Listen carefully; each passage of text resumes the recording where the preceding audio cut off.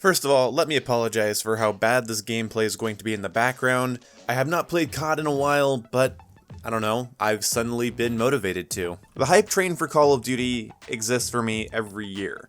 The thing is that this isn't just like, oh, I look forward to seeing if it's good.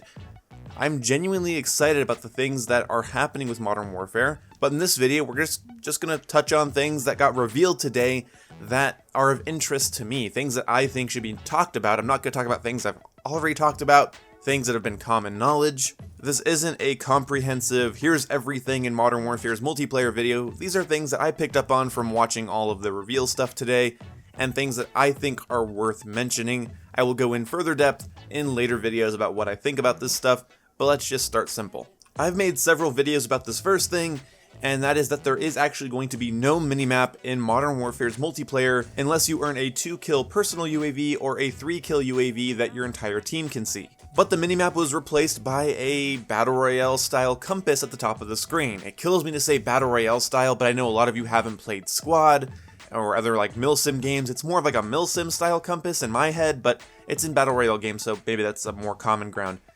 It will show red dots where enemies are firing from. So you won't be able to pinpoint their exact location when they fire because there's no permanent minimap, but if somebody fires an unsuppressed weapon, you will be able to see where that dot is. It looks like it's going to be important to keep your head on a swivel to constantly rotate that compass to see where the red dots are. Basically, every time you see your teammate die in the kill feed, you should probably rotate your head around and look at that compass to see where those red dots are showing up. If there's no red dots, they're probably using a suppressor and, be on your toes and whatnot. I know I said no minimap is a bad thing, and I still kind of stand by that, but I'm glad that they're not completely removing your situational awareness and they're making it easy to earn UAVs, and we'll talk more about kill streaks in a bit. Also, the Pick 10 system is gone, and it's replaced with a more classic style create a class, where you have your 3 perks and your tactical and lethal, and then your secondary and your primary. The thing is that as far as primary weapons are concerned, I'm not sure if this completely extends to secondary weapons. I'm sure it's a little bit less on secondary weapons, but with primary weapons, you get 5 attachments available to each gun with 8 attachment slots. What that means is that you can have up to 5 attachments on your gun, but there's 8 different places on your gun you can customize. I'll try to get some screenshots of it here, and then you can see it. Maybe there's some video on Twitter I can, download and show you guys right here. This is how it's going to work. My favorite thing about this is that it's focusing less on what perks you have, and it's focusing more on your weapon, and every attachment has a pro and a con. Certain attachments like stocks will maybe, allow you to move around faster while aiming down sight, but, won't help you with controlling recoil. So every grip, stock, underbarrel sight will give you a pro and a con, or a couple pros and a couple cons. So customization should be pretty interesting. This will be the first time we see this type of weapon customization in Call of Duty, so I'm really excited to get my hands on that. I'm sure it'll be the same for secondaries, but with just, less attachment options. Apparently, I've heard from some YouTubers you can completely convert guns, you can convert SMGs into more of like a rifle, carbine style weapon, or you can take an assault rifle and maybe turn it into a more SMG style weapon by speeding it up, but making it harder to control the recoil, something along those lines. Anyway, the customization looks good. Hopefully the whole perks, tactical, and lethal thing is balanced and isn't boring to set up, and whatever, I'm gonna have to get my hands on it before I talk about it. But the weapon customization definitely seems cool. A small note to put here, shotguns are primaries again, and marksman rifles are back. And I am very excited about this because shotguns should require you to either have like an overkill perk on to have it as a secondary, or it should take up your primary slot and, kind of stick you in that playstyle. And I'm really happy that marksman rifles as a class is returning. I'm really excited for that. A couple more customization things. The ghost perk will completely hide you at all times, and there's also apparently a perk that makes it so your kill streak kills lead you to your next kill streak. Think about like Modern Warfare 2, where you can get attack chopper kills until it gets you a nuke. That's kind of apparently how you can set up your classes in Modern Warfare.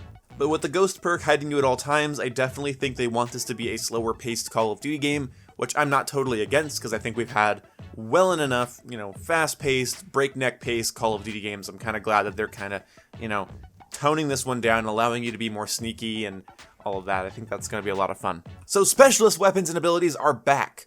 I'm just kidding, but there is something apparently called a field upgrade that applies to your entire character. So whatever operator you pick, which is simply a cosmetic character, you can apply a certain field upgrade. And these field upgrades kind of work the way the upgrades do in Titanfall 2. I cannot remember the name of them for the life of me. I think they were called amps or something along those lines. But basically, you charge up an ability and then you can use it, and it's like, okay, well, once your ability's charged, you can place a piece of deployable cover. Or you can have a magazine of stopping power bullets, or you can call in a little drone that tags enemies, stuff like that. These are kind of like specialist abilities, but you can put them on any operator you want. They apply to your entire kit. And it really does feel like they're taking their experience from working on Titanfall 2 when it comes to this, because of course the guys that used to work on COD, that went to Respawn to work on Titanfall, are now back working at, Infinity Ward and doing COD again. So that's definitely a page out of the Titanfall book when it comes to these little amplifications where it's like, okay, well, this is charged up, I can place this now, or now my bullets will do more damage for the single magazine, and that's kind of interesting. I look forward to seeing how it plays out. Hopefully it's not obnoxious. I don't really like charging up abilities in games like this. I'm just getting tired of them, but I guess they're pretty practical from what I've heard. There's nothing like weird or silly about it, so, hopefully that's good. Kind of a gimme kill streak for people that can't get kill streaks, but not to the degree of like a gravity spike or, the War Machine or something from like Call of Duty's recent past. But okay, so moving on, unlimited sprinting is back, but it's slower than normal sprinting in Call of Duty, but there is a secondary sprint which makes you go faster, but completely tanks your sprint out time, and it's limited. So basically you have an unlimited kind of, nice jogging speed, and then you can switch that to a full-on sprint that is way faster but more limited. So that's kind of cool that you have like I don't know how you're going to do it. I imagine it's click in once to do normal sprint, click it in again to do the faster sprint, maybe hold it to do the faster sprint. I have no idea.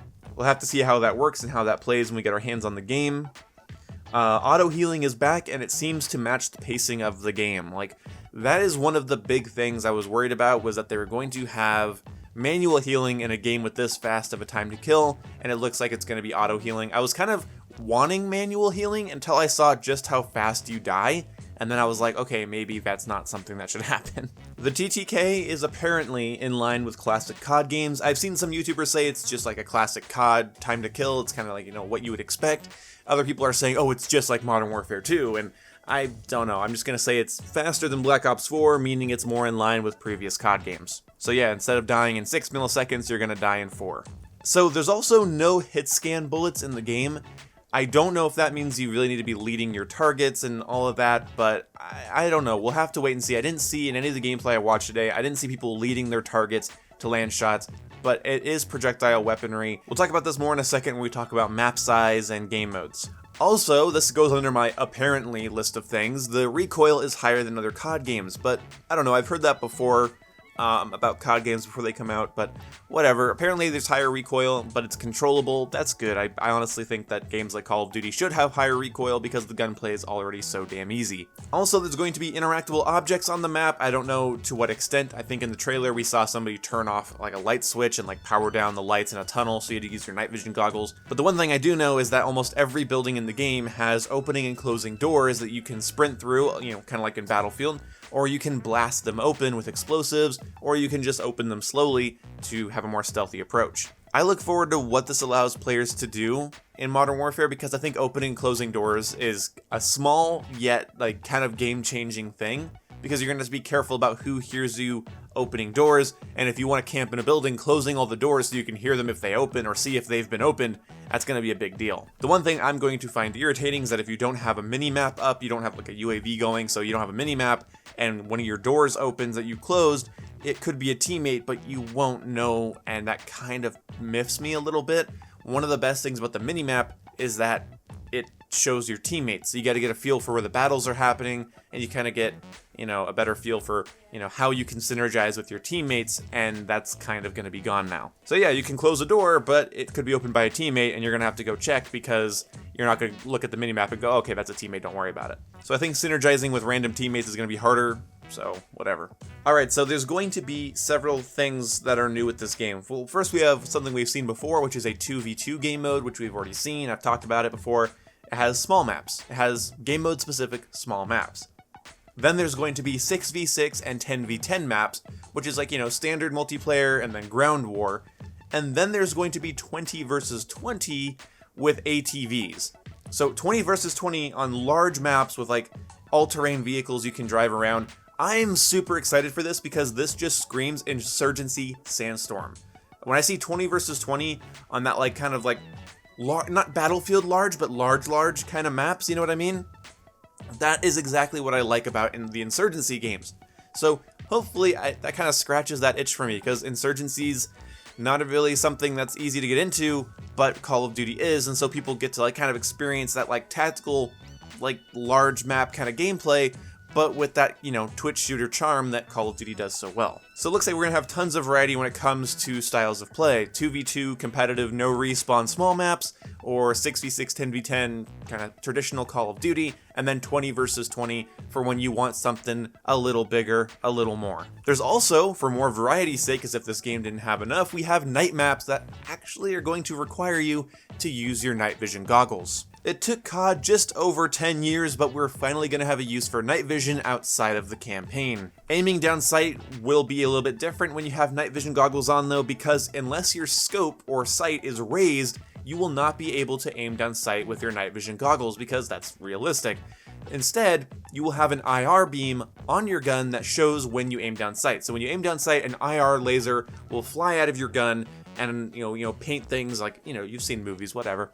The thing is that enemies can see that too. So even in those night maps where things are going to be a little bit harder to see, situational awareness should be increased by allowing you to see where people are aiming at when they have their night vision on. So hopefully that's cool, hopefully that works out, and hopefully it's not unbalanced and unfun. But I imagine it's going to be more frustrating than standard Call of Duty, but that's how night combat in a shooter should be. A little bit more frustrating, a little bit more tension-filled, and I'm really excited for that. So yeah, I'm excited for that.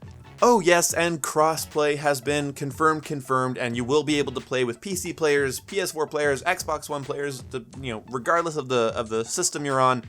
Apparently console will have keyboard and mouse support, and if you toggle on keyboard and mouse support on console, it'll allow you to play with PC players, and if you toggle it off, then you're not going to play with PC players. And I like that. I don't know if it's going to be how it works perfectly or whatever. I've heard some conflicting info on this, but all I know is that, yes, all platforms should be able to play with each other, and I hope there's a toggle to just not play with PC players, because I'm sorry, keyboard and mouse players changed the meta of Call of Duty. So yeah, I still look forward to playing with PC players and PS4 players, and I think that'll be cool. So hopefully, you know, everything will just be kind of tied under your Call of Duty account, and so you can have, you know, your Xbox friends list, but then you also have your Call of Duty friends list on your Call of Duty account, and those Call of Duty friends on your Call of Duty friends list can be on any platform. Hopefully that's how it works. Hopefully they don't make this unnecessarily complicated or limiting. I really hope I just have a cross-platform friends list where I can see if anybody's playing online, no matter their platform, and then join them and hang out with them. Hopefully that's something I can do. But the game will let you know if you're playing against a PC player or somebody with a keyboard and mouse. It lets you know what input device they're using, so that's good as well. I think people should have a right to know they're being butt-fucked by somebody with a keyboard and mouse if they're playing with a default controller. And the last thing I want to say is that every map will be free for everyone, and I really like this. Of course I do. Everybody should like this, but we don't know how the maps are going to be rotated out. We don't know how the microtransactions are going to be. We don't know how weapon releases are going to be. I'm concerned yet happy. They're still playing some things close to their chest, and that bothers me because it's like, oh, hey guys, it's free maps, but yeah, what about all the other content you're going to try to add? I don't know, I really don't want a crappy battle pass system in Modern Warfare, but we'll have to wait and see. Now, in my opinion, Modern Warfare took notes from Titanfall 2 and Insurgency Sandstorm when making this game, and I have no problems with that because those games have some of my favorite design choices, but they're not really my favorite games to play, and Call of Duty has always been something I enjoy, so I don't mind if Call of Duty borrows from that bin. So, I do feel bad though, because now if Insurgency Sandstorm comes to console, it's gonna have to compete against this, which does a lot of things that Insurgency Sandstorm does, but it's gonna be more intuitive, new player friendly, and a little bit more lax. And my overall opinion is that this is a fun mix of, you know, run around, Twitch shooter, and tactical shooter. It's not going to be a tactical shooter in the sense like, oh, it's Insurgency, or it's Rainbow Six. No, it's not. But it's more like that than like Black Ops 4 was, or, you know, COD World War II was. It's less run around like a chicken with your head cut off, but it's still Call of Duty. It's still a Twitch shooter. So it's accessible, yet a little bit more in depth. In my opinion, at least that's my outside perspective. This is all subject to change. That goes without being said. It should go without being said, but whatever. Hopefully you guys enjoyed this long video, and if you did, leave a like, and let me know what you guys hate and love about Modern Warfare. I want to hear it down in the comment section below. I don't have a ton of patience for, they copied this game comments. Shut up. Shut fuck up. It's not relevant. The game will stand on its own no matter how many design choices they borrow from other developers. If you haven't noticed, the industry over the last 20 years has been incredibly oversaturated, so you can't really blame, Overwatch for being TF2, and you can't blame, Fortnite for being PUBG, or PUBG being H1Z1. You can't. It's oversaturated as shit. I'm sorry, you just can't expect perfection and completely original ideas. Just can't. That's unreasonable at this point. See you when I see you. Goodbye.